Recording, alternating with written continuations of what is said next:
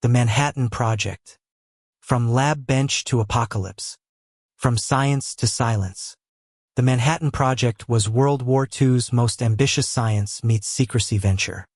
A research and development program to build the first nuclear weapons.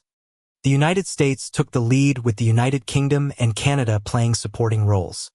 Think of it as the deadliest group project in history. From 1942 to 1946, Major General Leslie Groves of the U.S. Army Corps of Engineers ran the show with military precision while nuclear physicist J. Robert Oppenheimer helmed the Los Alamos laboratory where the actual bombs were designed. Initially, the effort went by the cryptic title Development of Substitute Materials, but since the first headquarters sat in Manhattan, the far catchier Manhattan District eventually took over. The project swallowed up Britain's own nuclear effort Tuballoys and absorbed the civilian-led U.S. Office of Scientific Research and Development because apparently nothing says progress like consolidating all your nuclear brainpower under military control. At its peak, the Manhattan Project employed nearly 130,000 people and burned through almost $2 billion. About $27 billion in today's money. Both enriched uranium and plutonium were pursued as bomb fuel with over 80% of the budget spent just building and running production plants. Clinton Engineer Works in Tennessee churned out uranium, while the Hanford Engineer Works in Washington made plutonium in the world's first industrial-scale nuclear reactors. These sites were backed by a sprawling network of facilities across the U.S., UK, and Canada. The early plan was to use both fuels in a relatively simple gun-type bomb design until scientists realized plutonium didn't play nice with that method. Cue a frantic engineering pivot to the more complex implosion design. Los Alamos oversaw both designs, which became Little Boy uranium gun-type and Fat Man plutonium implosion. The first ever nuclear detonation came on July 16, 1945 during the Trinity test in New Mexico. A moment equal parts scientific triumph, and we might have just invented the end of the world anxiety. The project also perfected how to actually drop these bombs on targets, leading to the use of Little Boy and Fat Man on Hiroshima and Nagasaki in August 1945.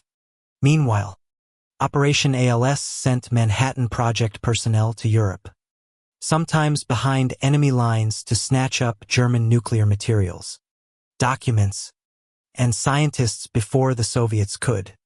Ironically, despite the project's obsession with secrecy, Soviet spies still managed to infiltrate it.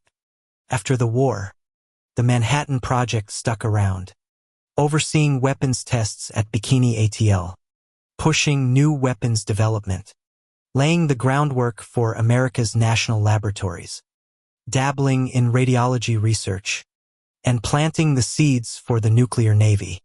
It maintained control of U.S. nuclear efforts until January 1947, when the newly formed United States Atomic Energy Commission took over. Let's go back to the beginning. The atomic age didn't start with a bang. It started with some very nervous scientists in 1938.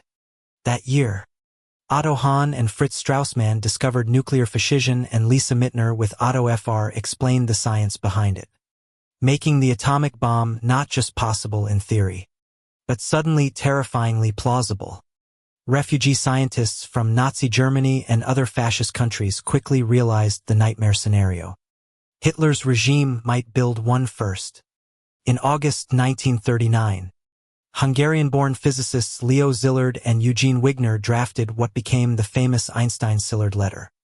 It warned of extremely powerful bombs of a new type and urged the United States to stockpile uranium and speed up nuclear chain reaction research. To make sure it got noticed, they convinced Albert Einstein to sign it, then delivered it straight to President Franklin D. Roosevelt. Roosevelt responded by asking Lyman Briggs of the National Bureau of Standards to head an advisory committee on uranium. In October 1939, Briggs met with Szilard Wner and Edward Teller. A month later, the committee told Roosevelt in no uncertain terms that uranium could be the key to bombs vastly greater than anything now known. Basically, sir, this could make TNT look like party poppers. By February 1940, the U.S. Navy tossed $6,000 at Columbia University. most of which Enrico Fermi and Szilard promptly spent on graphite. Along with Eugene T. Booth and John Dunning, they verified Hahn and Straumann's fission results, marking the first nuclear fission reaction in the Americas. They went on to build prototype nuclear reactors, or piles as Fermi called them, in the basement of Columbia's Pupin Hall. Though they couldn't yet sustain a chain reaction, the Advisory Committee on Uranium morphed into the National Defense Research Committee's Uranium Division in June 1940. And just a year later, on June 28, 1941, Roosevelt created the Office of Scientific Research and Development, OSRD, under Vannevar Bush.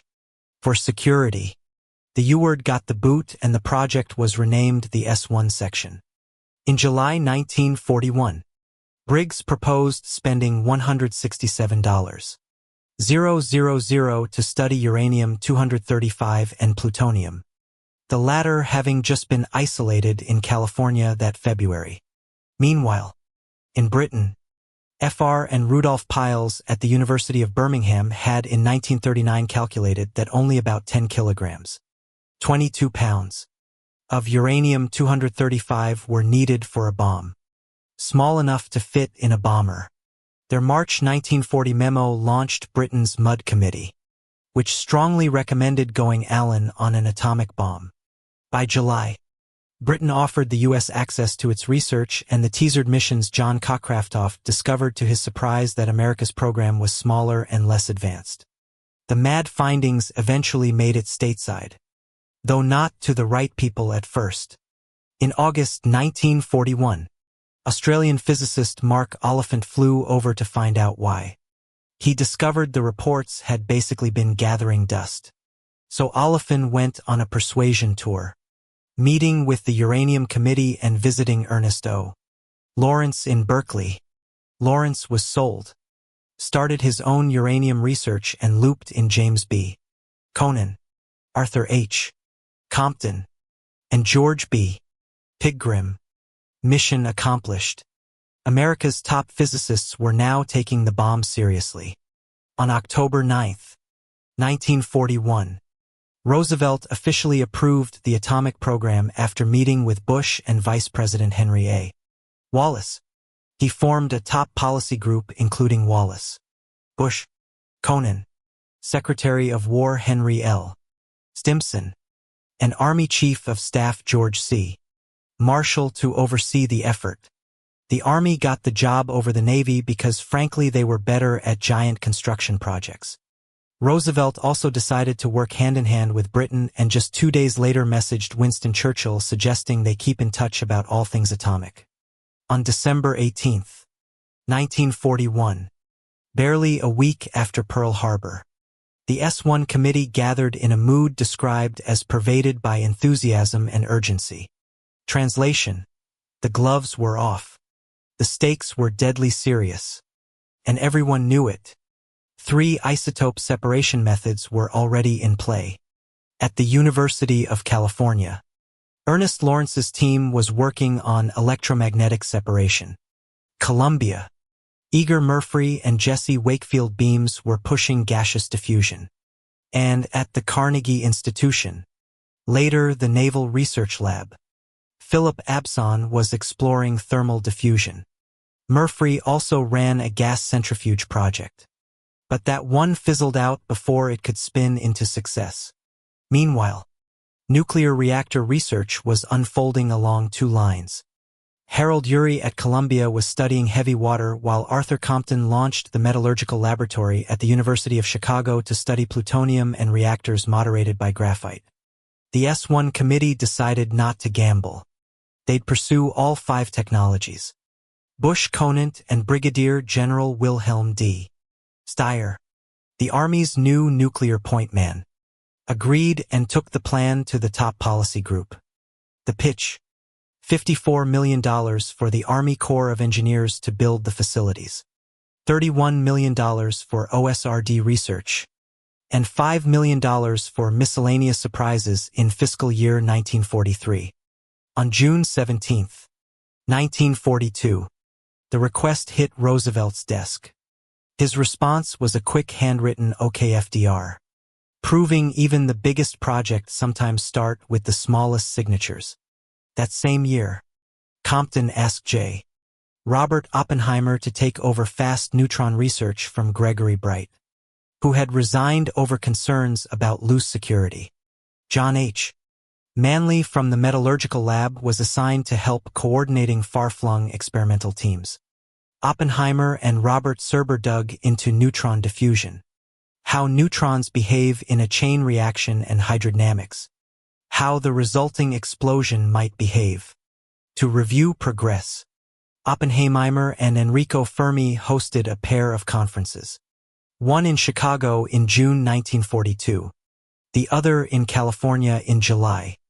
Attendees included theoretical heavyweights like Hans Bethe, John Van Vleck, and Edward Teller, as well as experimentalists like Elio Segre, Felix Bloch, and Edwin McMillan. Their verdict: yes, a fission bomb was theoretically possible, though the how would still require a mountain of data. In 1942, the properties of uranium-235 were still hazy, and plutonium was even more mysterious. Glenn Seaborg's team had only isolated it in February 1941, and by December 1943, just 2 milligrams existed. The scientists envisioned producing it in reactors where uranium-238 would absorb neutrons from fission uranium-235.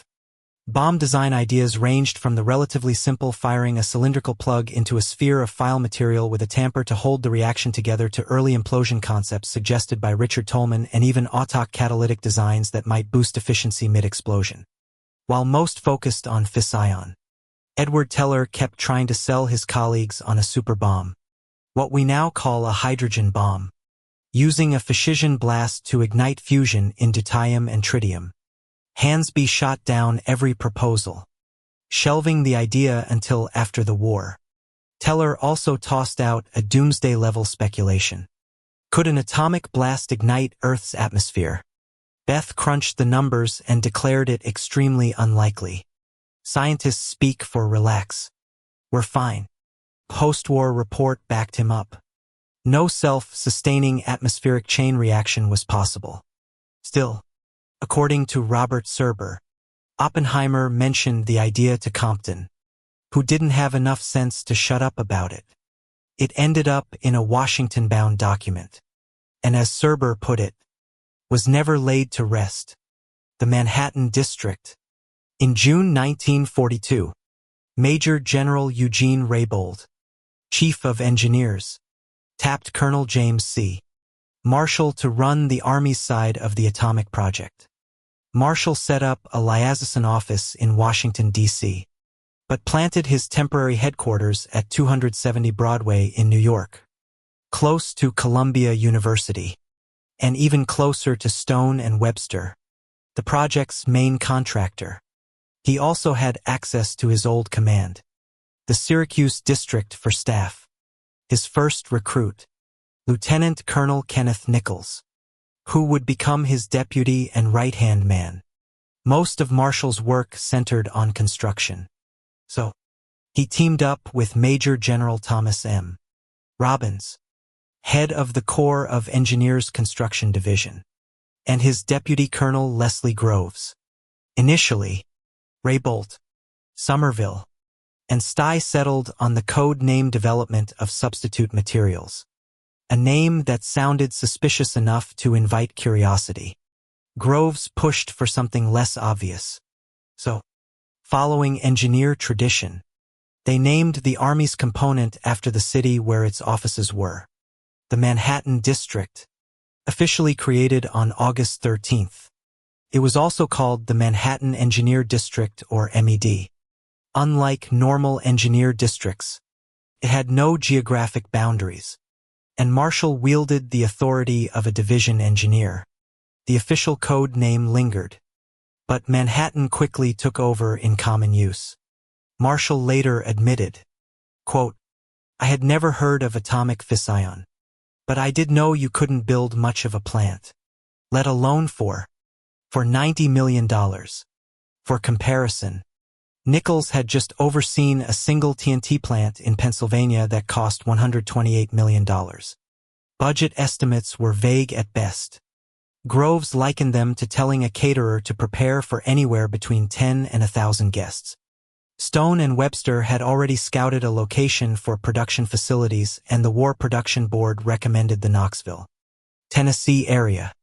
It was isolated, had plenty of electricity from the Tennessee Valley Authority and rivers to provide reactor cooling water.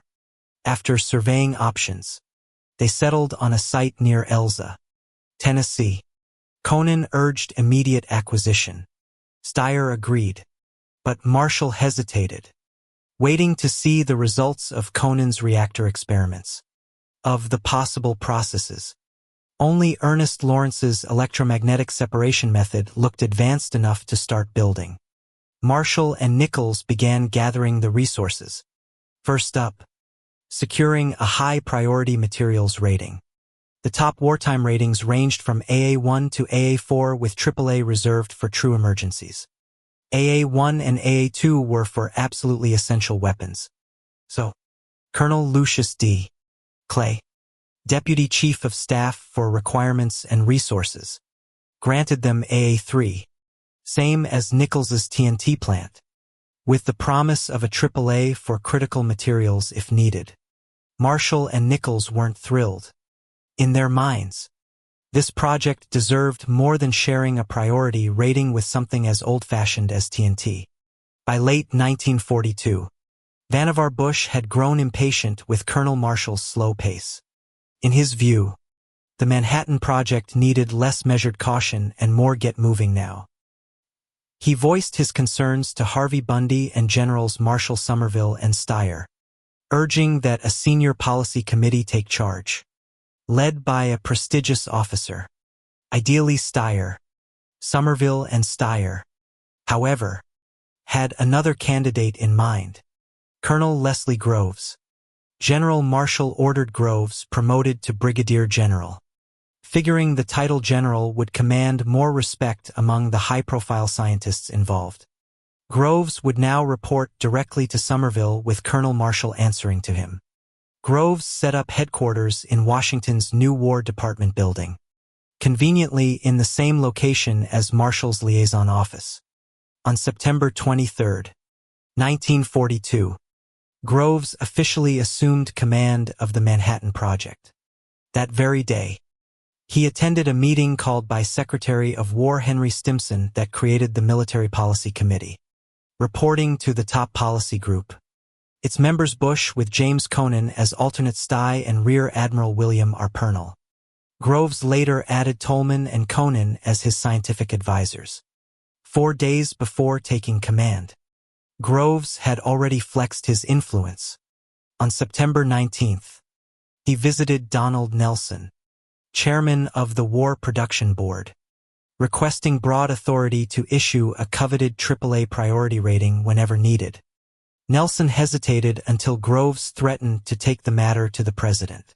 The authority was granted, with Groves promising to use it sparingly. In practice, AAA proved overkill for routine needs while AA3 was inadequate. After persistent lobbying, Groves secured AA1 status on July 1, 1944. In Washington, Groves later remarked, quote, "Top priority meant about a week or two before something else became top priority." One of Groves' first big challenges was finding a leader for Project Y, the laboratory that would design and build the bomb. The logical choices, Harold Urey, Ernest Lawrence, or Arthur Compton, were too essential in their current roles. Compton instead recommended J. Robert Oppenheimer, who already had deep knowledge of the bomb design concepts. The suggestion was controversial. Oppenheimer had no administrative track record, Nobel Prize, and a personal life that raised security red flags. His wife Kitty, his brother Frank, and even his former girlfriend Jane Tadlock had communist ties. Still, in October 1942, after a lengthy conversation, Groves and Nichols were convinced Oppenheimer understood exactly what was needed to establish and run a lab in a remote location. Groves personally overrode the security concerns, granting Oppenheim full clearance on July 20, 1943. In the early war years, Britain and the United States shared nuclear research but kept their programs separate. In 1940–41, Britain's Project Tube Alloys was actually larger and ahead of the American effort. So when Bush and Conan offered in August 1941 to merge the programs, British leaders declined. They had made big strides early on, but with their economy almost entirely bent toward fighting the war, they couldn't fund large-scale development. Tube alloys soon lagged behind, and the roles reversed. By January 1943, Conan told the British they would no longer receive atomic information except in limited areas.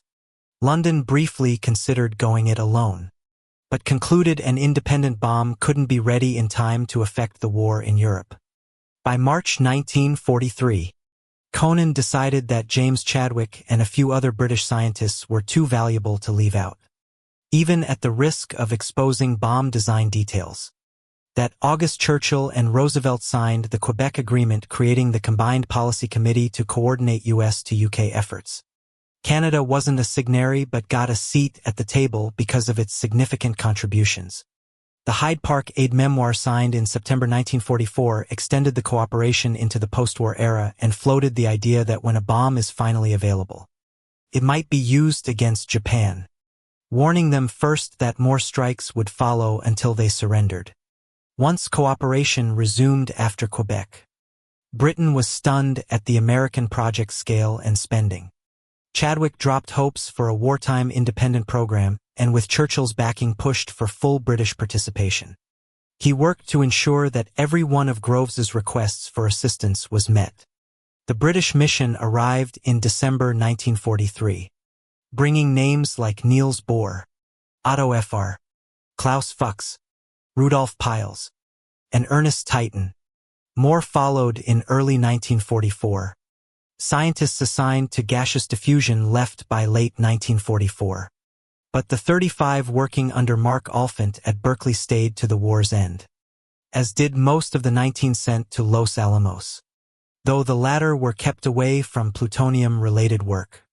The Quebec Agreement also stipulated that nuclear weapons could not be used without mutual US-UK consent. In June 1945, Britain's Wilson agreed to record the bombing of Japan as a decision of the Combined Policy Committee. In June 1944, the committee formed the Combined Development Trust chaired by Groves to secure uranium and thorium OES on the world market. Much of the accessible uranium outside Eastern Europe was in the Belgian Congo and Canada, and the Belgian government in exile was in London. Britain agreed to give the US most of the Congo, or since they couldn't use it without American research access. In 1944, the trust bought over 4 million 56 million kilograms of uranium oxide from Belgian Congo mines. To sidestep Treasury Secretary Henry Morgan Thor Jr., the trust's funds were kept in a special account exempt from normal audits.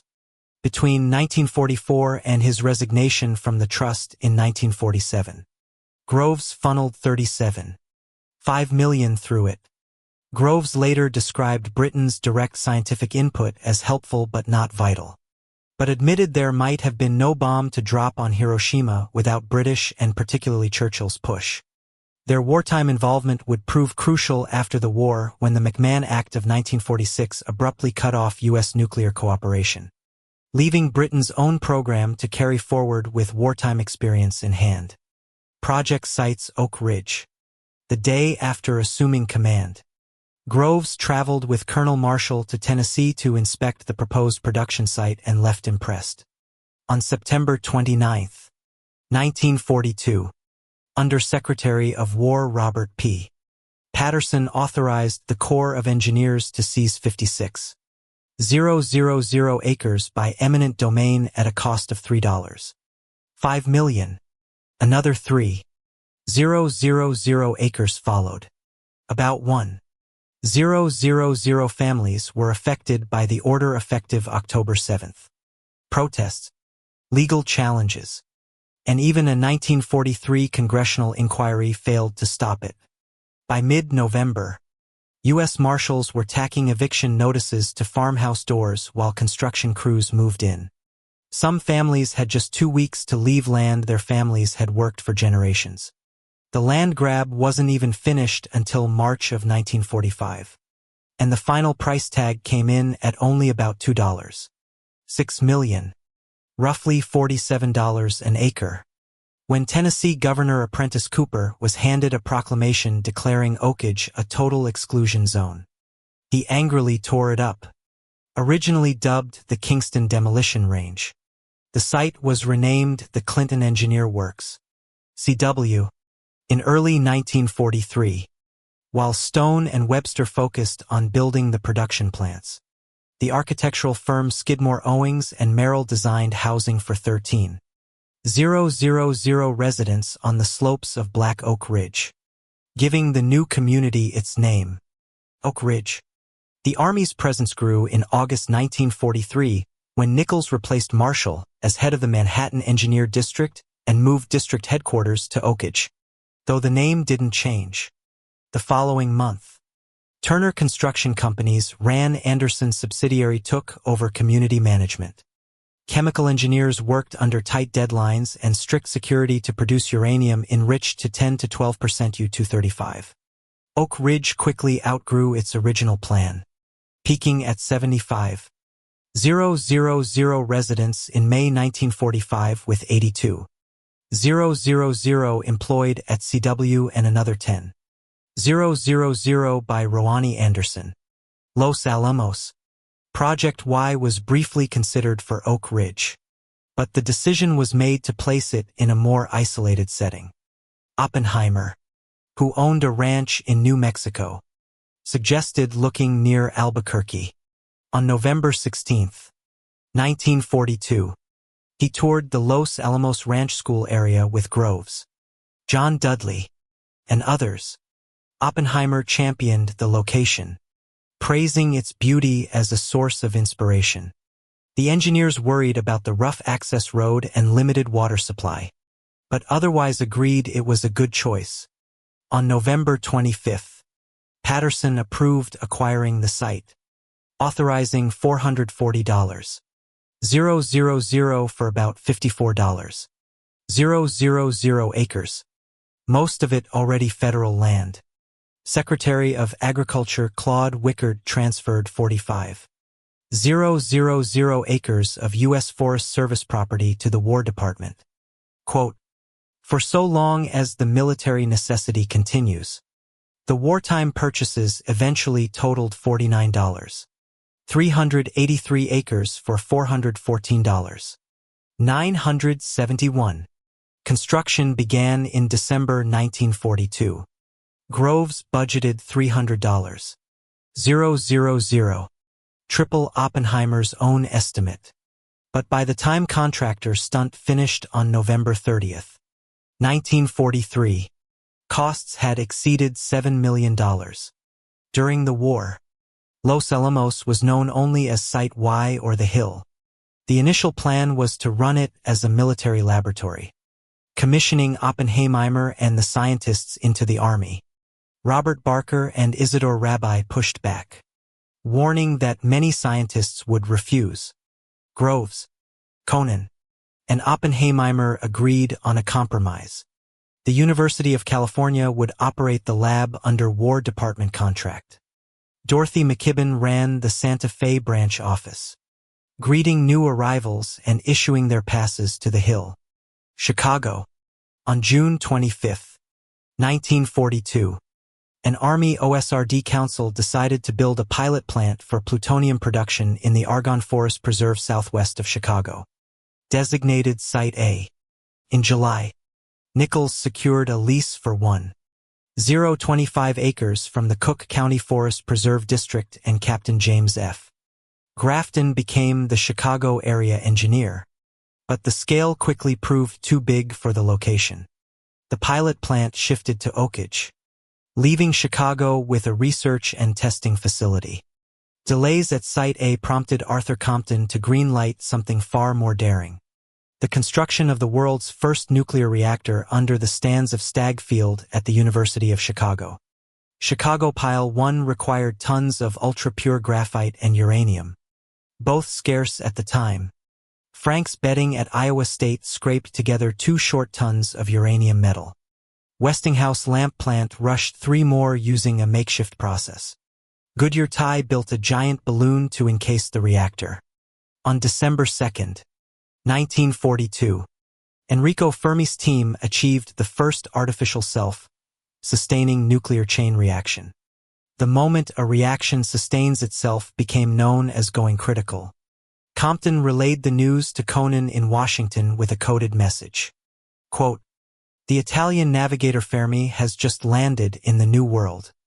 In January 1943, Grafton's replacement, Major Arthur V. Peterson, ordered Chicago Pile 1 dismantled and reassembled at Site A. Too risky, he thought, to run a reactor in a densely populated city. Site A continued secret research for the metallurgical lab. And on May 15, 1944, Chicago Pile 3, the first heavy water reactor, went critical there. After the war, operations moved about 6 miles to DuPage County, home to today's Argonne National Laboratory, Hanford. By late 1942, even Oak Ridge seemed too close to Knoxville for comfort in the event of a nuclear accident. Groves recruited DuPont in November 1942 to build the plutonium production complex. DuPont's president, Walter S. Carpenter, Jr., wanted no profit, settling on a symbolic fee of $1. DuPont insisted the site be far from Oakage. In December, Groves sent Colonel Franklin Matthias and DuPont engineers scouting. Matthias declared the Hanford area near Richland, Washington, quote, ideal in virtually all respects. It was remote and sat by the Columbia River, which could feed the cooling needs of the reactors. Groves visited in January and established the Hanford Engineer Works, HW, named Site W, on February 9th. Under Secretary Patterson approved $5 million for 430,000 acres, about $1.500 residents, plus the Wanapam and other indigenous groups, were displaced. Farmers pushed back over losing crops already planted. When possible, the Army let them harvest before clearing the land. The acquisition dragged on and wasn't fully complete until December 1946. Work started regardless, even without fully finalized reactor designs. Construction began in April 1943 on facilities for 25,000 workers, half to live on site. By July 1944, 200 buildings were up and nearly 51,000 people were in the camp, making it the 3rd largest town in Washington state. Hanford even ran a fleet of more than 900 buses, outpacing Chicago's public transit. Like Los Alamos and Oak Ridge, Richland was gated and restricted, but it looked more like a boom town than a military fortress. Lower profile security, fewer fences, and far less barbed wire. Canada contributed on multiple fronts: research uranium and plutonium production, and even personnel for Los Alamos. Its facilities stretched from British Columbia to the Northwest Territories with major wartime and post-war roles in the nuclear effort. British Columbia, since 1930, Cominco in Trail, BC, had been producing electrolytic hydrogen. In 1941, Harold Urey suggested it could also produce heavy water, a key reactor moderator to the existing $10 million hydrogen plant. 215 cells consuming 75 megawatt of hydroelectric power. Secondary electrolysis units were added to boost deuterium concentration from 2.3% to an impressive 99.8%. Princeton's Hugh Taylor developed a platinum-on-carbon catalyst for the first 3 stages. Urey designed a nickel-chromium 1 for the final stage. The upgrade cost $2.88 million. And in a sign of wartime secrecy, the Canadian government wasn't officially informed until August 1942. Trail's heavy water production began in January 1944 and ran until 1956. Its output supplied Chicago Pile 3, the first heavy water reactor using natural uranium, which went critical on May 15, 1944. Ontario. The Chalk River site in Ontario was created to move the Allied Montreal Laboratory away from a major city. A new residential community, Deep River, was built for the staff. The site was picked for its proximity to Ontario, Quebec's industrial base, a nearby railhead, and the large Camp Pawa military base located on the Ottawa River. It had abundant cooling water. Hans von Halbern became its first director, succeeded by John Cockcraftoft in May 1944 and then Bennett Lewis in September 1946. Chalk River's pilot reactor ZWEP Zero Energy Experimental Pile went critical in September 1945, becoming the first Canadian reactor and the first completed outside the U.S. ZWP stayed in service until 1970. A larger 10-megawatt NRX reactor designed during the war began operation in July 1947. Northwest Territories. Far to the north, the El Dorado mine at Port Radium provided uranium ore for the project, adding to Canada's essential raw material supply. Heavy water production. DuPont preferred helium-cooled graphite moderated reactors but still wanted heavy water as a backup. The heavy water program came to P9 estimated a need for 3 short tons. 7 tons per month. Trail could only make 5 short tons.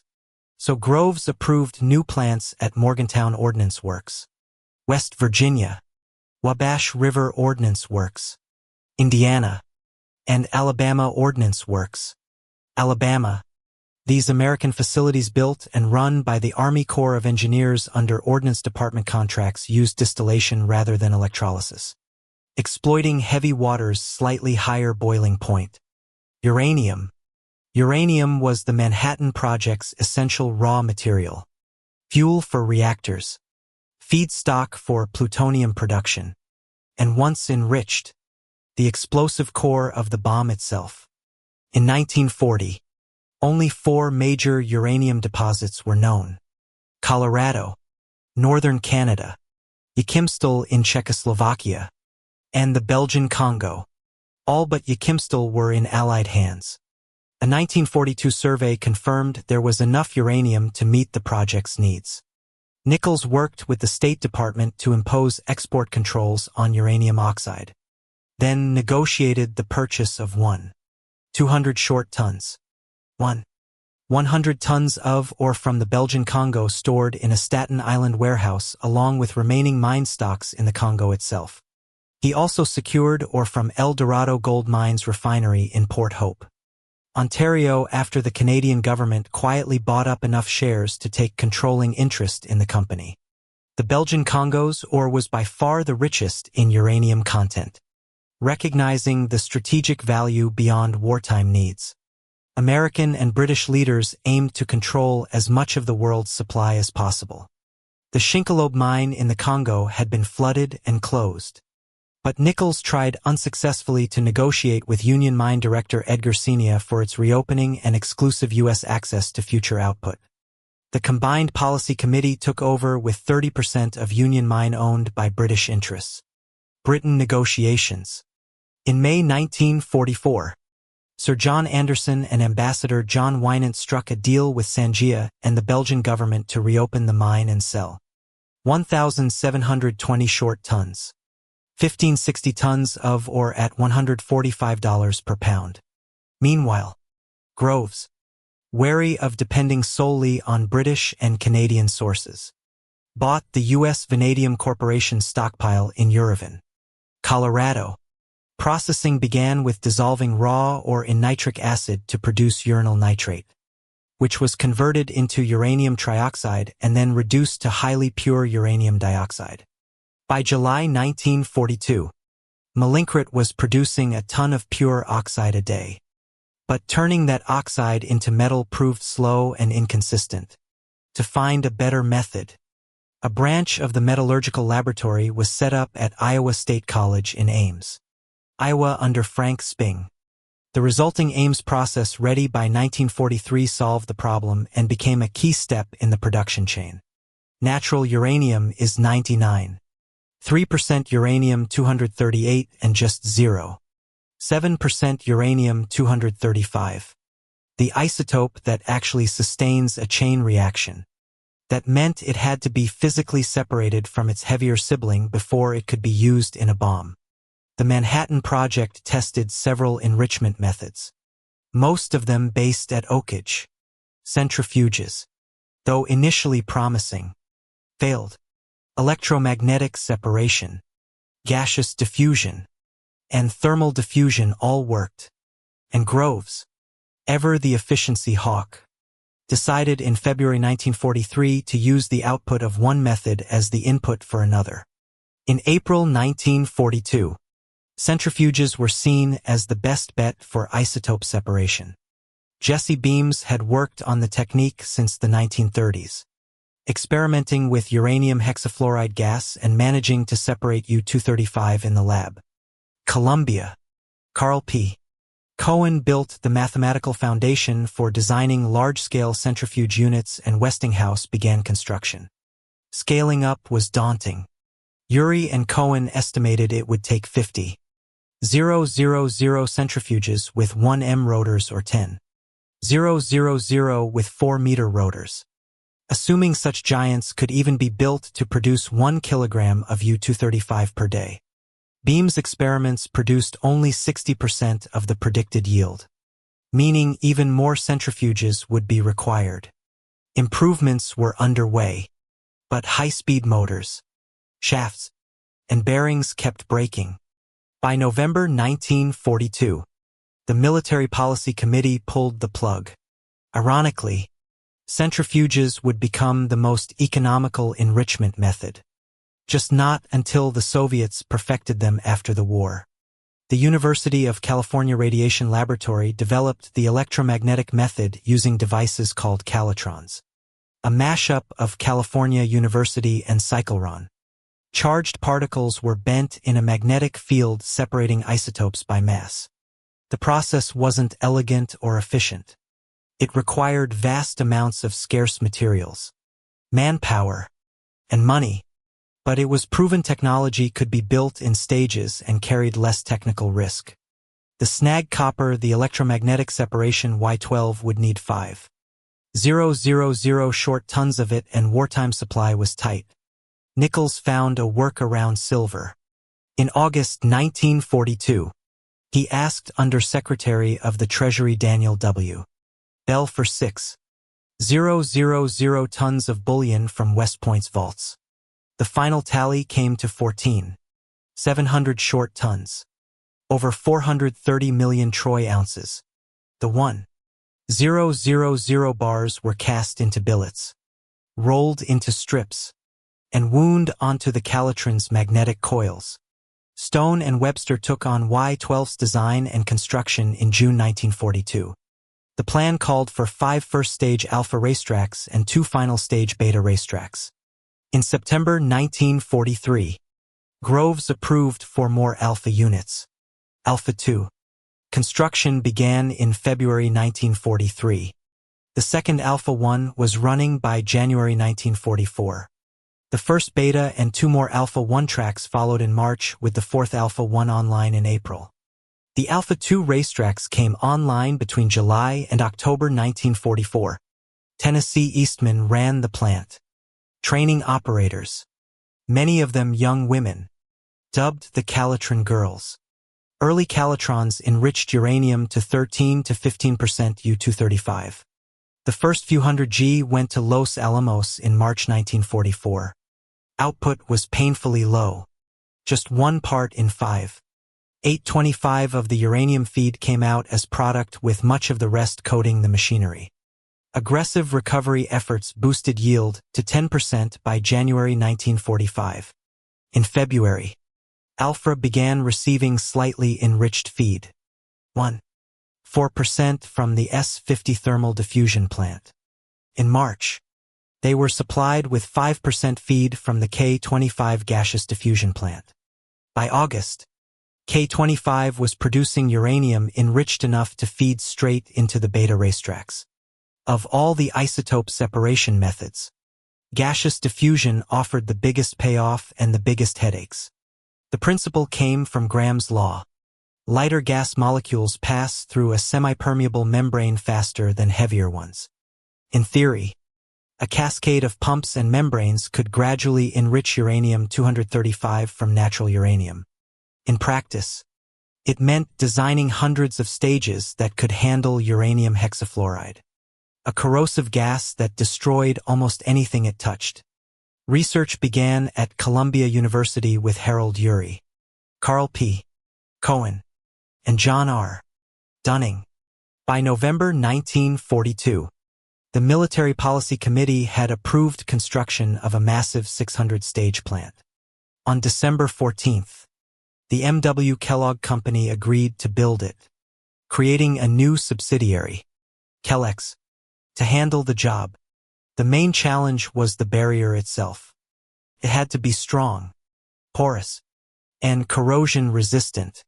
Edward Adler and Edward Norris produced an electroplated nickel mesh, but it was too brittle in testing.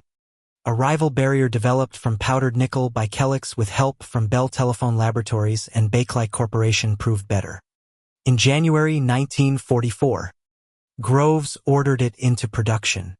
Kellex's design for the K-25 plant was staggering. A 4-story half-mile-long U-shaped building containing 54 connected buildings divided into 9 sections of 6 stages each. Survey crews marked out the 500-acre site in May 1943. Construction began in October. A 6-stage pilot plant went operational in April 1944. In 1945, Groves led the planned upper stages, directing Kellex to build a new 540-stage side feed plant, K-27. Instead, the last K-27 unit was handed to the operating contractor, Union Carbide and Carbon, in September 1945. Total cost for both plants, $480 million. K-25 began production in February 1945. As more cascades came online, enrichment levels climbed 1% by April. That month, the plant began feeding on slightly enriched material from the S-50 thermal diffusion plant, boosting efficiency. In May, some batches hit nearly 7% enrichment. By August, all 892 stages were running. K-25 and K-27 reached their full stride in the post-war years, eclipsing other enrichment methods and setting the standard for the next generation of plants. Thermal diffusion S-50. The thermal diffusion process relied on a principle described by Sidney Chapman and David Enskog. When a mixed gas moves through a temperature gradient, heavier molecules collect at the cold end while lighter molecules drift toward the warm end.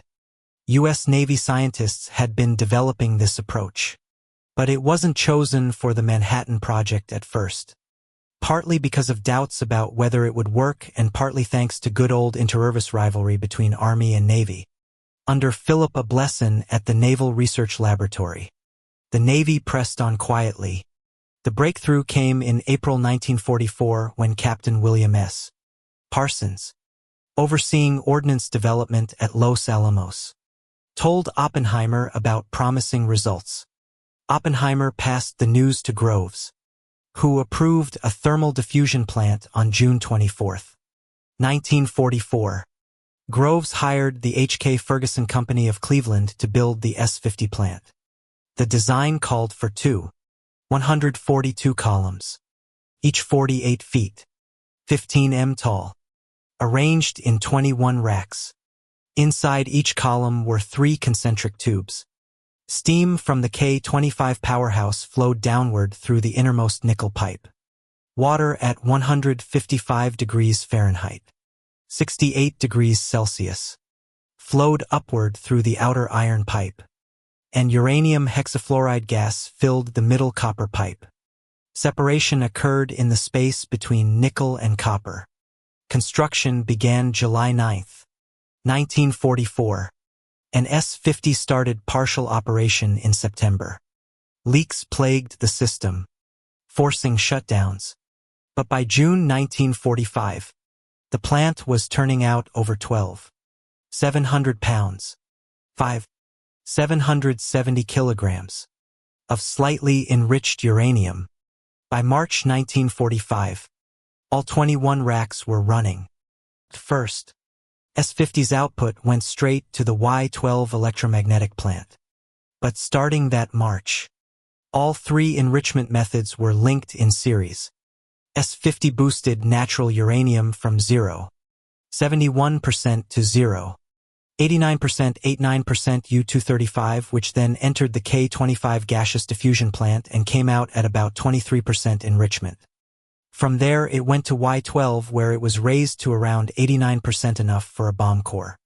By July 1945, about 50 kilograms, 110 pounds of this highly enriched uranium, along with some 50% enriched material averaging to 85%, had been sent to Los Alamos. That batch became the heart of the first uranium bomb. Little boy, plutonium production. The Manhattan Project's second path to a bomb used plutonium. While trace amounts exist naturally, large quantities could only be made in a reactor. The process began with natural uranium bombarded by neutrons, producing uranium-239, which quickly decayed into neptunium-239 and then into plutonium-239. Because only a fraction of the uranium was transformed, the plutonium had to be chemically separated from the leftover uranium impurities and fission products. In March 1943, DuPont began building a plutonium pilot plant on a 112-acre site at Oakage, intended to test processes for Hanford's larger facilities. It included the air-cooled X-10 graphite reactor, a chemical separation plant, and support buildings. Only the separation plant ended up serving as a true pilot, since Hanford later chose water-cooled reactors. The X-10 reactor was a massive 24 feet 3 m cube of graphite weighing about 500 short tons 400 tons, surrounded by 7 feet 1 m of dense concrete shielding. A major challenge came from the uranium slugs, which needed aluminum coatings to prevent corrosion and stop radioactive fission products from leaking into the cooling system. Early coating attempts failed. Grasselli Chemicals' hot dip method didn't work, and Alcoa's fluxless welding passed vacuum tests but failed under heat. By June 1943, production had begun anyway, with improved welding techniques developed later that year by the Metallurgical Laboratory and General Electric. X-10 went critical on November 4, 1943, loaded with about 30 short tons, 27 tons of uranium. A week later, the load increased to 36 short tons, producing 500 kilowatts of power and the first 500 milligrams of plutonium by the end of the month. Upgrades eventually pushed its output to 4,000 kW by July 1944. X-10 ran as a production reactor until January 1945, when it shifted entirely to research. Hanford reactors for large-scale production. An air-cooled design like X-10S wasn't practical. Early plans considered helium cooling, but DuPont and the Metallurgical Laboratory settled on water cooling. Simpler, cheaper, and faster to build. The design wasn't finalized until October 4, 1943, so Hanford's area engineer, Colonel Franklin Matthias, focused first on infrastructure, housing, roads, a rail spur, and utilities. Canning uranium slugs at Hanford began in March 1944. The process involved cleaning, dipping in molten metals, welding under argon, and testing for leaks. First, most slugs failed inspection. but output improved steadily. By June, production was sufficient to start the first reactor. Reactor B. On schedule. Work on Reactor B began October 10, 1943. The 3 reactors built during the Project B, D, and F was sited far apart for safety. Reactor B's 120 feet. 37M building used 390 short tons. 350 tons of steel. 17. 400 cub Y. 13. 00M of concrete plus tens of thousands of blocks and bricks. Construction of the reactor itself started in February 1944. On September 13, 1944, under the watch of Compton, Matthias Duponts, Crawford Greenault, Leona Woods, and Enrico Fermi, who inserted the first uranium slug, Reactor B began loading. Within days, 838 tubes were in place and the reactor went critical. Then, just hours into operation on September 27th, the power level collapsed and the reactor shut down. The next day, started again, only to shut down once more. Physicist Chun Sung-woo traced the cause to xenon-135 poisoning, a neutron-absorbing fish product with a half-life of 9.2 hours. Fermi, Woods, Donald Hughes, and John Wheeler calculated its nuclear cross-section about 30,000 times that of uranium. Fortunately, DuPont engineer George Graves had added 54 extra fuel tubes to the original 1,500-tube design. What seemed like over-engineering now became the solution. By loading all 2004 tubes, the reactor could overcome the xenon effect and produce plutonium at full capacity. Reactor D went online December 17, 1944, and Reactor F followed on February 25, 1945. Together with Reactor B, they formed the core of Hanford's plutonium production during the war. While the reactors could make plutonium, chemists still had to figure out how to separate it from uranium. Despite having almost no plutonium to study in 1942 and no firm knowledge of its chemical properties at the metallurgical laboratory, Charles M. Cooper's team developed a lanthanum fluoride separation method chosen for the pilot plant. Later, Glenn Seaborg and Stanley G. Thompson devised the bismuth phosphate process, which DuPont's Crawford Greenwald preferred for Hanford because lanthanum fluoride was too corrosive. Hanford adopted the bismuth phosphate method for full-scale production. Once X-10 began producing plutonium, the pilot plant put the chemistry to the test. The first run recovered only 40% of the plutonium. Over the following months, efficiency climbed to 90%. At Hanford, the 300 area was given top priority. Housing facilities for materials testing, uranium preparation, and instrument calibration. One building held the canning equipment for uranium slugs. Another contained a small test reactor. Even with priority status, the 300 area fell behind schedule thanks to its complexity, specialized designs, and wartime shortages of labor and materials. Initial plans called for 2 separation plants in each processing zone, 200 West and 200 East. But this was revised to 2T and U in 200 West and 1B in 200 East. Each plant had 4 main buildings. The Canyon Process Cell Building 221, the Concentration Building 224, the Purification Building 231, and the Magazine Store 23. The canyons were enormous, 800 feet 240 m long, 65 feet 20 m wide, with 40 concrete cells each measuring about 18 x 3 x 20 feet. Construction on 221T and 221U began in January 1944. T was finished in September. U in December. The 221B building was completed in March 1945. Because of the intense radioactivity, all operations were controlled remotely using closed-circuit television. An innovation for 1943. Maintenance crews relied on overhead cranes and custom tools. The smaller 224 buildings, processing less material with lower radioactivity, were completed more quickly. 224T and 224U on October 8, 1944, and 224B on February 10, 1945. Construction on the 231W purification building began April 8, 1944, before the actual purification methods had been chosen.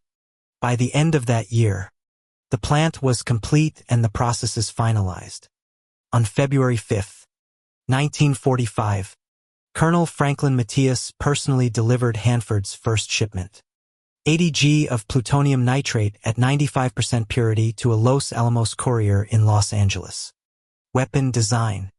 In 1943, Los Alamos design work centered on a gun-type plutonium weapon nicknamed Thin Man. Early tests used tiny amounts of ultra-pure plutonium-239 made in cyclorons. Far too scarce for a weapon, but ideal for study.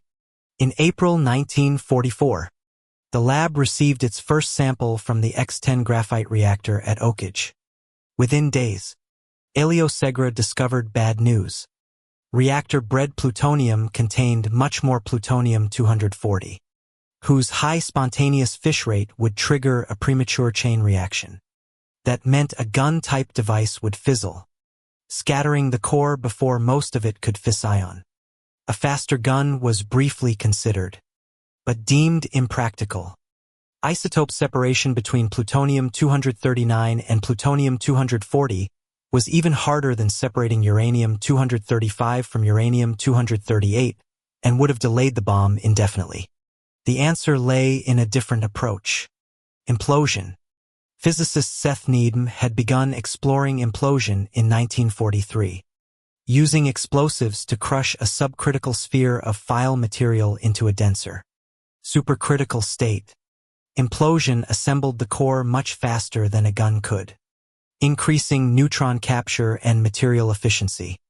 But it was far more complex in both theory and engineering. In September 1943, John von Neumann suggested replacing Needham's cylindrical layout with a spherical one, which would allow symmetrical compression. By August 1944, Oppenheimer reorganized Los Alamos to push implosion forward under the code name Fat Man. 2 new divisions took charge. X Division Explosives, led by George Kistiakowsky, and G Division the Gadget under Robert Batcher. The core innovation was explosive lenses-shaped charges that would focus the blast evenly inward. Designing them was slow, frustrating work, eventually settling on 2 explosives, composition B and Baratelle. The final layout looked like a 32-panel soccer ball. 20 hexagonal and 12 pentagonal lenses, each weighing about 80 pounds, 36 kilograms, each with 2 exploding bridge wire detonators for perfect timing.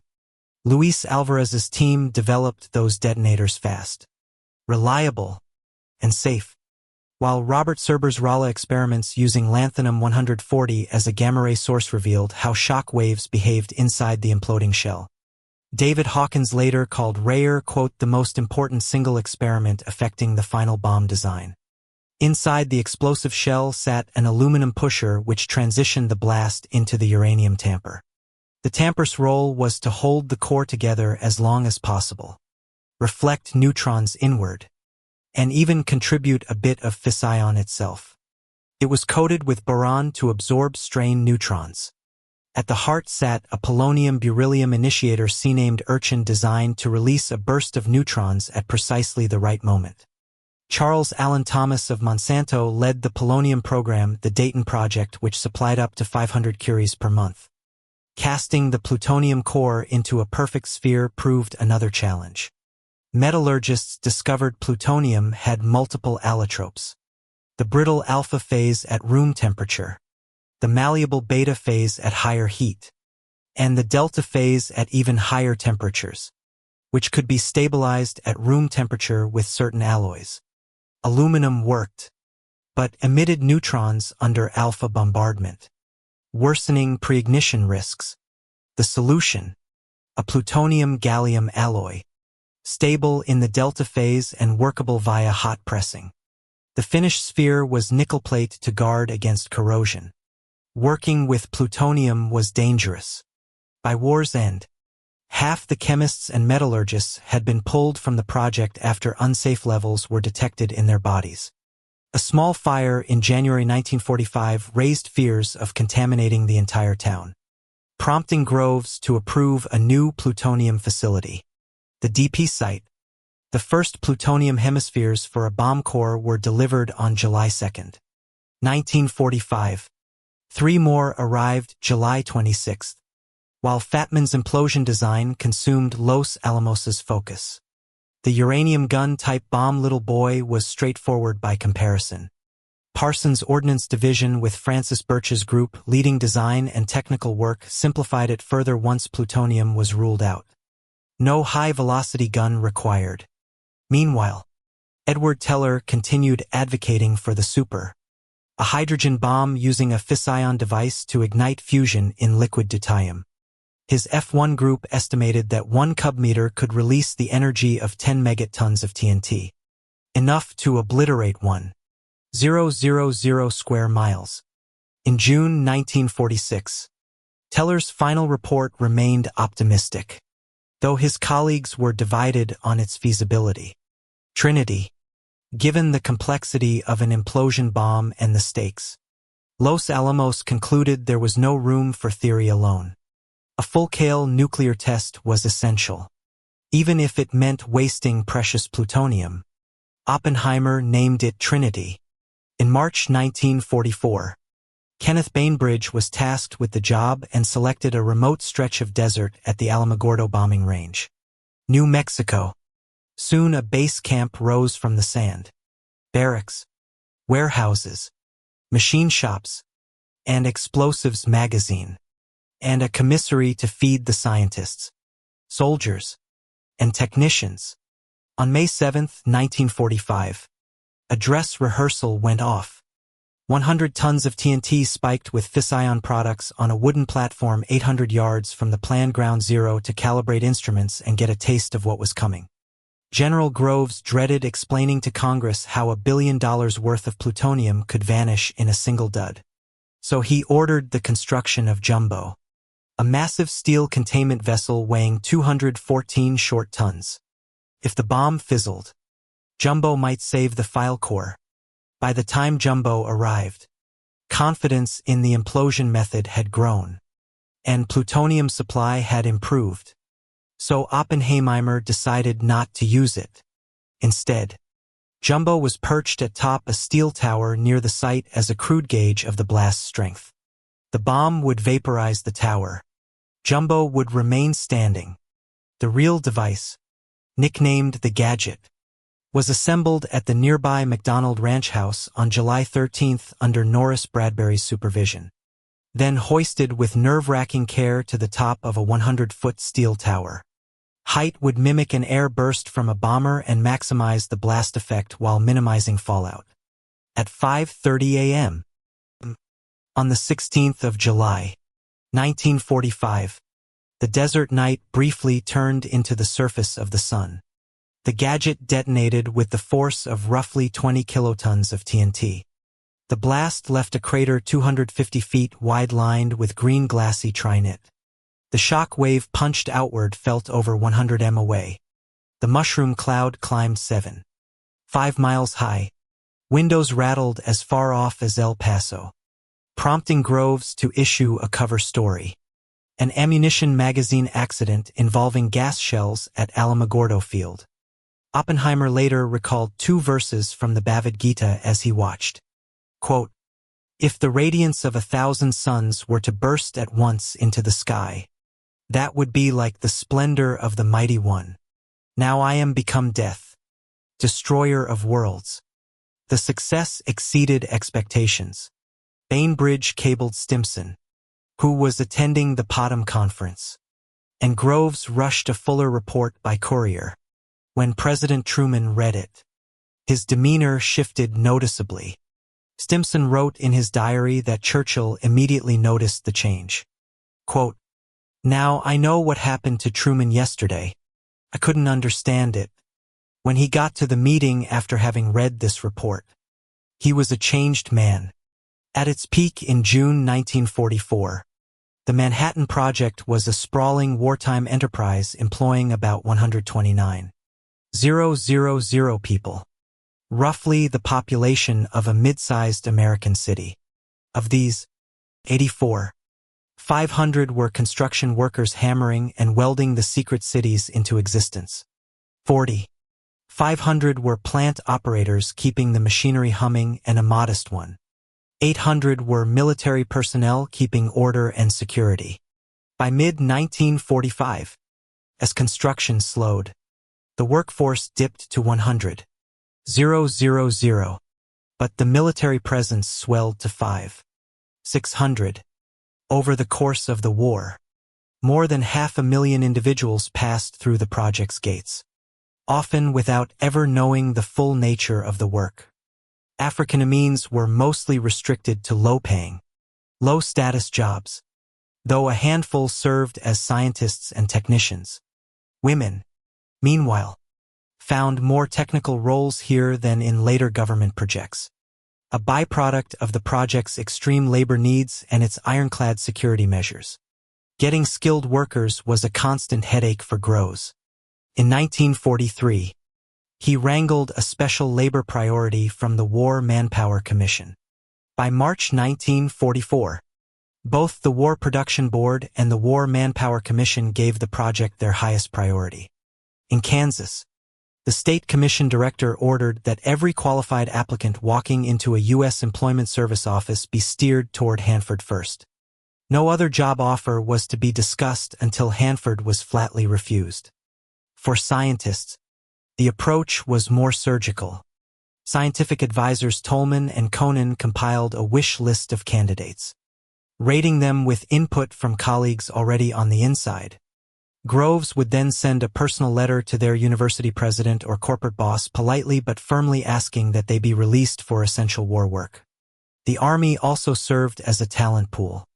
The Special Engineer Detachment said formed in 1943 with an authorized strength of 675 was stocked with technically skilled draftees.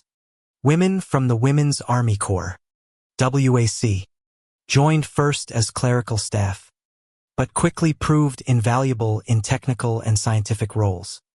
By February 1, 1945, all military personnel in the Manhattan Engineer District, MED, including SED members, were rolled into the 812th Technical Service Unit, except at Los Alamos, where everyone from WAC to MPs fell under the 817th Service Command Unit. For medical oversight, Groves tapped Colonel Stafford L.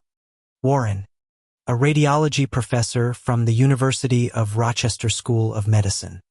Warren built hospitals at Oak Ridge, Richland, and Los Alamos, while also running at the MED's health and safety program.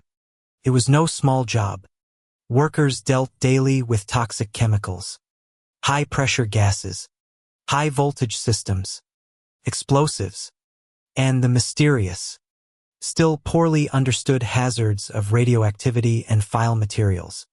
Remarkably, the project's safety record earned recognition. In December 1945, the National Safety Council awarded the Manhattan Project its Award of Honor for Distinguished Service to Safety. Between January 1943 and June 1945, there were 62 fatalities and 879 disabling injuries, roughly 62% below the rate for private industry. Given the scope and nature of the work, that was no small feat. Secrecy. From the start, the Manhattan Project carried a presidential mandate for absolute secrecy. Roosevelt's order meant not just keeping the technical details under wraps, but hiding the project's very existence. A tall order when you're building vast industrial complexes employing over 100,000 people and working in a field already rich with public speculation about nuclear fission. Groves enforced an extreme form of compartmentalization. Each man should know everything he needed to know to do his job and nothing else. He declared, no room for interpretation. This need-to-know policy, he argued, didn't just safeguard information. It kept people sticking to their knitting and reminded them that the mission was about producing an end product, not satisfying personal curiosity or publishing papers. Many scientists bristled at this, convinced that science could not thrive in such a locked box. The secrecy net was wide. Groves's security teams, his own G2 intelligence unit, and the FBI investigated over 1,500 loose talk cases.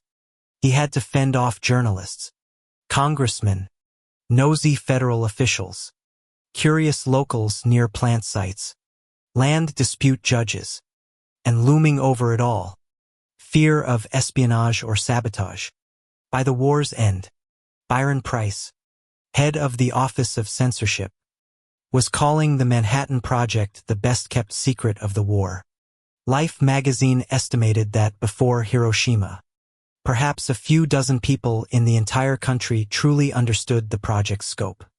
Maybe 1,000 knew it involved atomic work. And the rest, over 100,000, worked like moles in the dark. Employees were told that spilling secrets could mean 10 years in prison or a $10,000 fine, about $175 today. Most simply stood at their stations watching dials and switches while unknown reactions pulsed away behind thick concrete. A secret Army report in December 1945 confirmed it. The project was more drastically guarded than any other highly secret war development. In the early days alone, investigators screened 400,000 potential workers and 600 companies for security risks before they ever came near the work. Atomic censorship began even before the Manhattan Project. Once war erupted in Europe in 1939, American scientists stopped publishing anything that might be militarily useful. And by 1940, scientific journals were running submissions past the National Academy of Sciences. When the Saturday Evening Post ran a piece on atomic fission by William L. Lawrence in September 1940, librarians across the country were quietly told to pull that issue from their shelves. This silence did not go unnoticed overseas. In April 1942, Soviet physicist Georgy Flyov wrote to Stalin pointing out that Western journals had suddenly gone quiet on nuclear fission, a signal that something big was happening. The Soviets promptly launched their own atomic program. For the Manhattan Project, secrecy wasn't just about keeping the public in the dark. It was about keeping Germany from accelerating its own nuclear work or trying to sabotage America's. The Office of Censorship asked newspapers and broadcasters to avoid not just the words atomic bomb, but anything from atom smashing to heavy water to cyclotrons. By early 1943, as journalists began noticing the enormous construction in Tennessee and Washington, the project started coordinating with the office on how to explain nothing at all. Sabotage was always a nagging fear, and when equipment failed, suspicion often followed. Most problems turned out to be accidents or the handiwork of grumpy employees. But one case was real enough. On the 10th of March 1945, a Japanese fire balloon struck a power line, causing a surge that briefly shut down all 3 Hanford reactors. That was the closest the project came to enemy disruption. Still, with so many people in the loop, security was a constant headache. The Army formed a special counterintelligence corps detachment just for the project. By 1943, it was clear the Soviets were probing for a way in. Lieutenant Colonel Boris Pash, head of counterintelligence for the Western Defense Command, investigated suspected espionage at Berkeley's radiation lab. Oppenheimer even told Pash about an approach from colleague Harkin Shivala, who had floated the idea of passing information to the USSR. The most effective Soviet agent turned out to be Klaus Fuchs, a British mission physicist with direct access to implosion bomb design work at Los Alamos. Fuchs's betrayal wasn't uncovered until 1950 through the Venona decrypts. But when it broke, it badly strained nuclear cooperation with Britain and Canada. His exposure led to the arrests of Harry Gold, David Greenlees, and Julius and Ethel Rosenberg. Other spies, George Coville, Theodore Hall, stayed hidden for decades. Measuring the exact value of the stolen secrets is tricky. The Soviet program's real bottleneck was uranium ore, but intelligence from Los Alamos probably saved them 1 to 2 years. Some historians argue the time advantage shrank because Soviet scientists distrusted the information enough to recheck it themselves. Alongside building the bomb, the Manhattan Project ran its own shadow war against enemy science. The Japanese program was considered a minor threat due to its lack of uranium. But early fears were that Germany might be much further along. On the project's urging, Allied forces targeted heavy water plants in German-occupied Norway with bombings and sabotage. A dedicated intelligence unit named ALS Grove in Greek, a nod to Groves, was formed under Boris Pash with physicist Samuel Goudsmid as scientific director. Its mission: trail Allied advances, interrogate scientists and seize anything that looked like nuclear work. The brief was broad: enemy tech of any kind. But the atom was the main prize. Also, teams found out across the war's endgame. In Italy, they questioned University of Rome physicists. In Britain, they joined the Normandy invasion, wary enough of a German radioactive counter-strike to prep Operation Peppermint, complete with Geiger-equipped chemical warfare service units. By November 1944, after combing through France and Germany, Goudsmid concluded the German bomb effort had never left the lab bench. Still, precautions continued. Intelligence pointed to uranium and thorium processing at Oranienburg. So, Groves ordered it bombed in March 1945 to keep it out of Soviet hands. In April, also T-Force swept through Heckingen, Basingen, and Haigerlof, capturing reactors, heavy water, documents, and 1.5 tons of metallic uranium. The operation also netted some of Germany's top nuclear mines: Heisenberg, Hahn, Gerlach, Dnr, Wittke, whisked to Britain, and interned at Farm Hall, where they were recorded around the clock. The war for the atom had ended, but the listening never stopped. Hiroshima and Nagasaki. The only Allied plane big enough to lug around the 17-foot Thin Man or the 59 inches wide Fat Man was the British Avro Lancaster. But using a British bomber would have been a logistical headache. Parts, maintenance, and the awkward optics of delivering America's new ultimate weapon from someone else's plane. General Groves had high hopes for the American B-29 Superfortress, which could be modified by joining its 2 bomb bays. This turned out to be unnecessary after Thin Man was scrapped since Little Boy fit into a standard bay. But modifications were still needed for both bombs. The job was codenamed Silverplate, and in November 1943, Wright Field's engineers got to work. Test drops of both Thin Man and Fat Man pumpkin bombs, same weight and shape minus the Armageddon, took place at Muroc Army Airfield and the Naval Ordnance Test Station to perfect fusing, ballistics, and stability.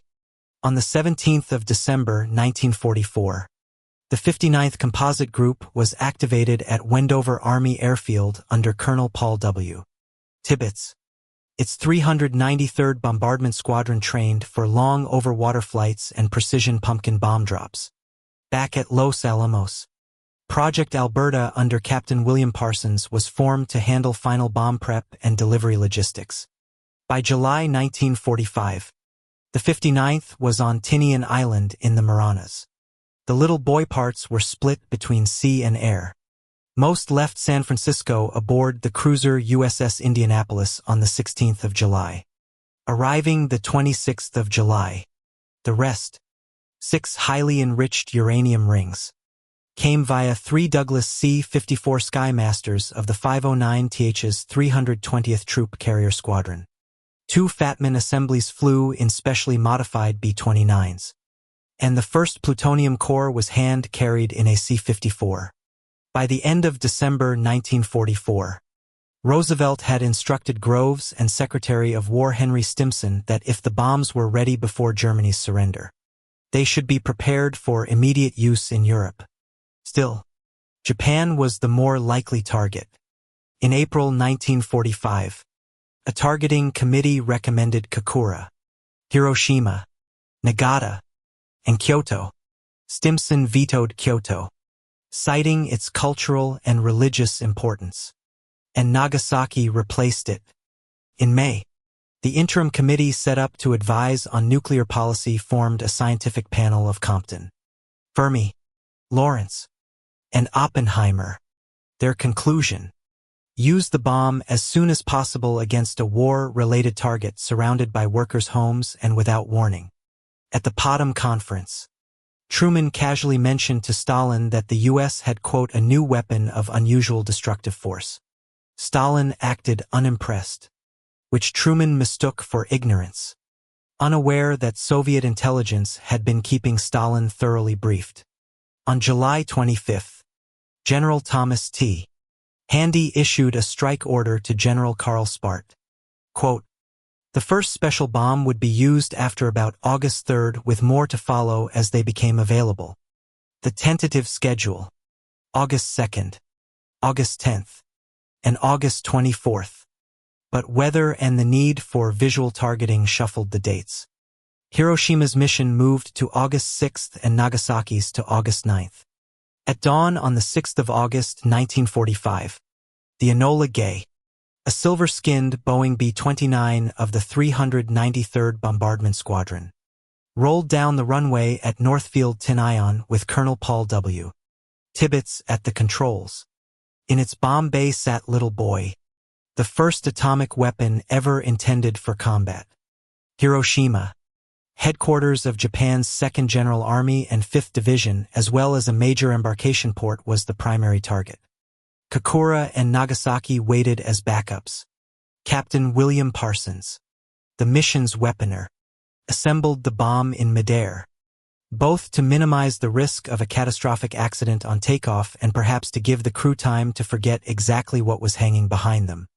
At 750 foot over the city, Little Boy detonated with the force of roughly 13 kilotons of TNT. The heart of Hiroshima vanished in a white flash. Its 7 square miles flattened or burned. Japanese officials later calculated that 69% of all buildings were destroyed and another 6 to 7% were damaged. Initial estimates counted 66,000 dead and 69,000 injured. But later figures, including enslaved Korean laborers and overlooked soldiers, suggest as many as 140,000 deaths by December 1945. 3 days later, on the morning of the 9th of August, Boxcar, another B-29, lifted off under Major Charles W. Sweeney carrying Fat Man. This time Commander Frederick Ashworth acted as weaponer. Kokura was again the primary target, but thick cloud cover spoiled 3 bombing runs. Fuel running dangerously low, Sweeney turned toward the secondary target, Nagasaki. Ashworth had authority to bomb via radar if the target was obscured. But a sudden gap in the clouds revealed the city below. Fat Man fell into the Urakami Valley midway between the Mitsubishi Steel and Arms Works and the Mitsubishi Urkami Ordnance Works. The yield, about 21 kilotons, was similar to the Trinity test. But Nagasaki's hilly terrain shielded parts of the city center. Even so, 44% of the city was destroyed. Casualty estimates range from 40,000 to 80,000 dead, with at least 60,000 injured. General Groves expected to have another bomb ready by 19th of August, with 3 more in September and another 3 in October. 2 more Fat Man assemblies were already packed for shipment to Tinian, scheduled to depart Kirtland Field on the 11th and 14th of August.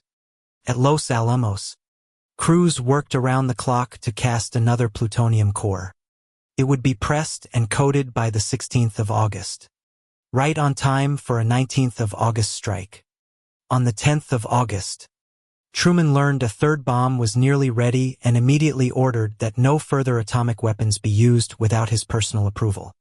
As Secretary Henry Wallace recalled, Truman told his cabinet, quote, "The thought of wiping out another 100,000 people was too horrible. He didn't like the idea of killing all those kids." Groves halted the third cause shipment on the 13th of August. Meanwhile, Groves had also ordered Colonel Stafford Warren to prepare a damage survey. As soon as Japan surrendered, survey teams arrived with Geiger counters in hand. Major General Thomas Farrell Warren and Japanese Rear Admiral Masao Suzuki leading the way. They entered Hiroshima on the 8th of September, stayed until the 14th, and surveyed Nagasaki from the 19th of September to the 8th of October. Their work and later missions led to the formation of the Atomic Bomb Casualty Commission. Even before the dust settled, Groves had physicist Henry Dwulf Smith draft a sanitized technical history for the public. The Smith report Truman himself approved the release, which went out on the 12th of August 1945. On the 15th of August, Japan announced its surrender. The debates began almost instantly. Was it the bombs or the Soviet declaration of war that pushed Japan to the brink? Could atomic diplomacy or a demonstration have achieved the same end? Scientists had tried to raise such questions beforehand, Leo Szilard's petition and the Frank Report being the most notable attempts. But by the summer of 1945, the decision had already been made. The Manhattan Project emerged from the shadows in August 1945, instantly recognized as the secret force that had ended the war. General Groves moved quickly to ensure credit was given to its vast network of contractors and scientists, many of whom had labored in anonymity for years. Army-Navy awards were presented in guarded ceremonies. Over 20 presidential medals for merit went to key figures including Vannevar Bush and J. Robert Oppenheimer, and military contributors received the Legion of Merit. The project itself continued until December 31st, 1946, with the Manhattan District lingering on paper until August 15th, 1947. The post-war years were plagued by technical setbacks, the rapid drain of skilled personnel through demobilization, and an uncertain mission.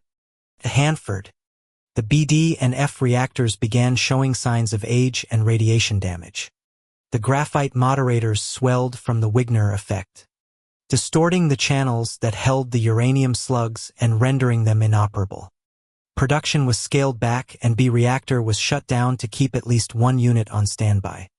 Research persisted, shifting toward a new redox solvent extraction method that could recover uranium unlike the wartime bismuth phosphate process. The Z Division formed at Wendover Field but moved to Oxnard Field. New Mexico in September 1945 took over bomb engineering and testing. This move marked the birth of Sandia Base, with nearby Kirtland Field used for B-29 compatibility flights and drop trials. As wartime reserve officers departed, Groves replaced them with 50 carefully chosen career officers. Economy measures followed. Nichols recommended shutting down the S-50 thermal diffusion plant and the Alpha tracks at Y-12. Both were closed by September 1946. Y-12, once a centerpiece of uranium enrichment, saw its payroll slashed from 8,600 to 1,500, saving $2 million a month. Gaseous diffusion plants, K-25 and the new K-27, now outperformed it entirely. The real hemorrhage came at Los Alamos. Talent fled as the war ended. Yet enormous challenges remained. Refining the Hiroshima and Nagasaki bomb designs for safety and reliability.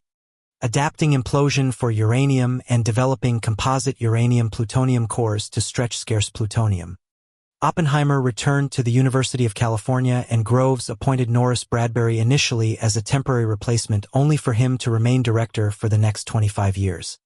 In a bid to improve morale, Groves authorized a flurry of construction. 300 houses, better water supply, and long-promised recreational facilities.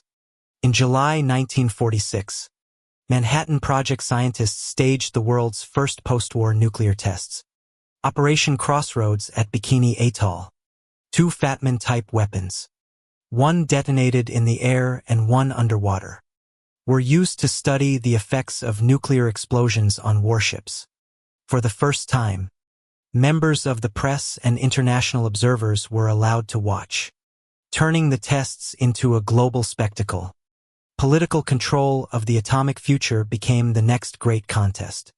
The Atomic Energy Act of 1946 established the United States Atomic Energy Commission, EC, placing nuclear research and development under civilian authority, while the Armed Forces Special Weapons Project assumed military responsibilities for many Manhattan Project veterans.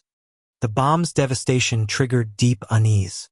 Scientists including Niels Bohr, Bush, and Conan urged international agreements to prevent an uncontrolled arms race. In late 1945, physicists founded the Bulletin of the Atomic Scientists to warn the public of the nuclear threat. In 1946, they formed the Emergency Committee of Atomic Scientists to press for education and policy change. That same year, the U.S. proposed the Barrack Plan to the United Nations, a blueprint for international control of nuclear weapons and atomic energy. The plan failed, and with it the last serious chance to prevent the nuclear arms race. By the time Japan surrendered, the Manhattan Project had consumed over $1.8 billion, less than 9 days of America's wartime spending. When the Atomic Energy Commission assumed control in January 1947, the total had risen to $191 billion, with final wartime allocations totaling $2.4 billion. Fully 84% of all spending through 1945 went into the great industrial complexes at Oak Ridge and Hanford, where uranium and plutonium were wrestled into being. Construction devoured the lion's share. 74% at Oak Ridge, 87% at Hanford, with the remainder sustaining round-the-clock operations. The project's earliest funds came quietly from the Office of Scientific Research and Development. Vannevar Bush warned Roosevelt in late 1942 that public appropriations would force the Army to defend an inexplicable and impossibly expensive program before Congress. Roosevelt agreed, and the first allocations came from discretionary presidential funds. As costs mounted, so did the risk of exposure. Congress was kept largely in the dark, with appropriations tucked into obscure headings like Engineer Service Army or Expediting Production. Congressional auditors were waved away even when the Truman Committee on Wartime Waste came calling. In 1944, to smooth budget approvals, Groves, Stimson, and Bush agreed to brief a handful of senior lawmakers in guarded terms. By March 1945, exactly 7 congressmen officially knew the project's true purpose. 5 more were shown Oak Ridge in May to quiet their doubts. In the end, the Manhattan Project produced 3 bombs used in 1945. The Trinity device, Little Boy, and Fat Man, and one unused Fat Man. The wartime cost per bomb averaged $500 million in 1945. For perspective, the project's total bill equaled 90% of U.S. small arms production, excluding ammunition, and 34% of tank production during the war. Only the Boeing B-29 program cost more. The detonation over Hiroshima signaled the dawn of the atomic age, a phrase first used by William Lawrence of the New York Times, who became the project's official correspondent in 1945. Lawrence witnessed both the Trinity test and Nagasaki penned the official press releases and later produced a series of articles celebrating the new technology's promise. A promise that spurred nuclear programs not only in the United States but also in the Soviet Union. The Manhattan Project's infrastructure gave rise to a permanent constellation of national laboratories. Lawrence Berkeley, Los Alamos, Oak Ridge, Argonne and Ames joined soon after by Brookhaven in New York and Sandia in New Mexico. These facilities spearheaded the era of big science where vast resources, multidisciplinary teams, and industrial-scale engineering became the norm. The project also seeded new military ambitions. The U.S. Navy under Admiral Nimitz dispatched officers to Oak Ridge in 1946 to master nuclear propulsion. Among them was Captain Hyman G. Rickover, who would father the nuclear navy. The Air Force sent its own contingent, seeking to build nuclear-powered aircraft, a program ultimately abandoned in the face of formidable technical barriers. In medicine and research, the project's reactors produced unprecedented quantities of radioisotopes, ushering in new diagnostic and therapeutic tools for cancer treatment, and new possibilities for biology, agriculture, and industry. By mid-1946, Oak Ridge was distributing isotopes such as iodine-131 and phosphorus-32 to hospitals and universities around the world. But the speed, secrecy, and novelty of the work also left behind a heavy environmental burden. At Hanford, corrosive and radioactive wastes were stored in hastily built single-shell tanks intended as a temporary measure. Neglected after the war, many eventually leaked, making Hanford one of the most contaminated nuclear waste sites in North America, a problem that would haunt the nation for decades. On transferring authority to the Atomic Energy Commission in 1947, Groves addressed the thousands who had built the bomb. Quote, "5 years ago, the idea of atomic power was only a dream. You have made that dream a reality. You have seized upon the most nebulous of ideas and translated them into actualities. You have built cities where none were known before. You have constructed industrial plants of a magnitude and to a precision heretofore deemed impossible. You built the weapon which ended the war and thereby saved countless American lives. With regard to PCM applications, you have raised the curtain on vistas of a new world.